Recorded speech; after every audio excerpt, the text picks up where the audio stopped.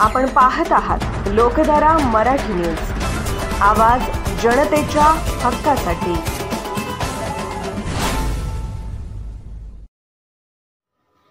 सांगली जिल्ह्यातील स्थानिक गुन्हे अन्वेषण शाखा यांनी कारवाई करून 2 चोरी करणाऱ्या आरोपीस जेरबंद केले।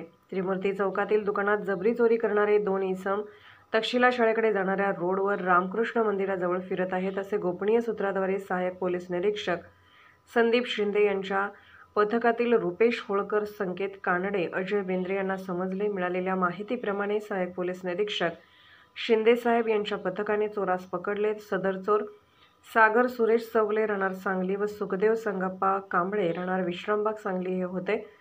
सदरची कारवाई स्थानिक गुन्हे शाखेतील पोलीस निरीक्षक सतीश शिंदे व सहाय्यक पोलीस निरीक्षक संदीप शिंदे यांनी व यांच्या पथकातील अनिल ऐनापुरे, पोलीस हे कॉन्स्टेबल अमोल इम्रान मुल्ला, अमोल लोहार, पोलीस नाईक सोमनाथ गुंडे, पोलीस शिपाई रुपेश होळकर, अजय बेंद्रे, विनायक सुतार, संकेत कानडे, सुमित सूर्यवंशी, स्थानिक गुन्हे शाखेचे करण परदेसी, कॅप्टन गुंडवाडे यांनी केले।